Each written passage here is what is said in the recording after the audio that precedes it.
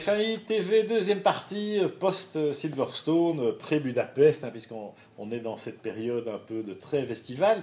Un sujet qui nous tient à cœur, Ziv, c'est l'avenir de Ferrari, de Kimi Räikkönen, on en a déjà parlé sur F1 TV, et les candidats potentiels à une succession de Räikkönen, puisque le sujet est quand même sur le tapis. Kimi a encore un peu aggravé son cas à Silverstone, même si en qualif il a réussi une perf en battant Vettel.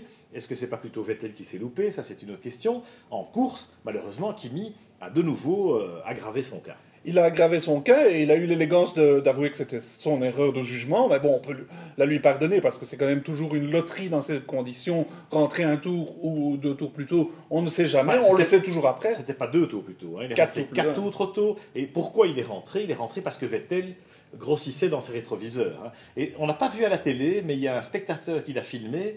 Kimi nous a fait un demi-tête à queue dans la ligne droite des stands de tour précédent parce qu'il pleuvait un peu plus à cet endroit-là qu'ailleurs. Et c'est ce qui l'a sans doute poussé à rentrer au stand parce qu'il avait perdu 4 secondes en un tour sur Vettel. Et voilà, il avait l'avantage sur Vettel sur le sec. Et puis là, il a vu que le château de cartes s'écroulait. Il s'est dit, j'ai rien à perdre, je tente le coup de poker. Et il a perdu. En tout cas, c'est vrai, Kimi est mal. On parle beaucoup de transferts, on parle beaucoup de Bottas allant chez Ferrari, éventuellement, même Toto Wolff le dit, Toto Wolff qui est son manager, entre autres, et qui dit Valtteri sera ou bien en rouge ou bien en bleu. Donc la question qu'on se pose, est-ce que Bottas est le bon choix pour Ferrari? Parce que Kimi Räikkönen est un magnifique battant, mais c'est un mauvais qualifier, il se qualifie rarement très très très bien. Mais Bottas, je trouve qu'il ne fait pas vraiment la différence avec Massa. Qu'est-ce que tu en penses? Kimi, il est un peu en fin de parcours, on le sent, un peu en fin de carrière. C'est-à-dire que c'est des pilotes qui sont sur la maturité, qui jouent sur leur expérience, mais qui n'ont plus la pointe de vitesse et qui marchent moins bien en qualif qu'effectivement en course.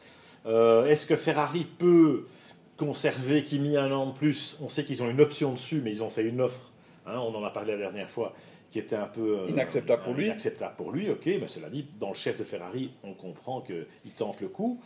Alors, bon, si c'est pas Kimi, il est remplacé par qui? Valtteri Bottas, ok, mais c'est vrai que Valtteri Bottas, s'il se fait allumer par Massa, c'est pas le cas, mais s'il fait pas mieux que Massa chez Williams, Massa, il s'est fait quand même sortir de chez Ferrari, donc est-ce qu'il faut aller prendre un mec qui est pas voilà, vraiment the next big thing, comme on dit? Je suis pas sûr.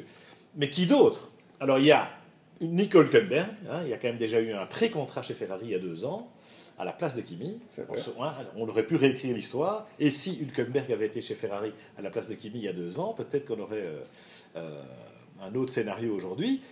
Et puis on parle d'éventuellement de pilotes Red Bull comme Daniel Ricciardo, voire les rookies de Toro Rosso. Enfin, ça, on a bien compris que c'était hors de question. Qu'est-ce que toi tu penses voilà, entre Bottas, Ricciardo, Hülkenberg? Écoute, moi je suis très mitigé parce que Bottas effectivement est très solide, on parle beaucoup de lui, il a une très bonne réputation dans le paddock.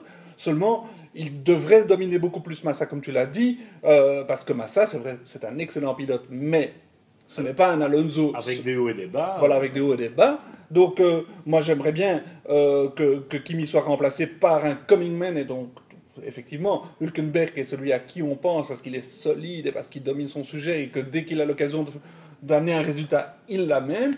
Maintenant, peut-être que le candidat idéal dans un an, ce serait Ricciardo, qui a enfin un peu des roots italiennes, enfin qui a cette sensibilité et qui serait parfait pour Ferrari. Donc moi j'irais pour Ricciardo un jour. Sauf que Red Bull verrouille un peu forcément le contrat de Ricciardo et que il n'est pas exclu non plus que quelque chose se passe.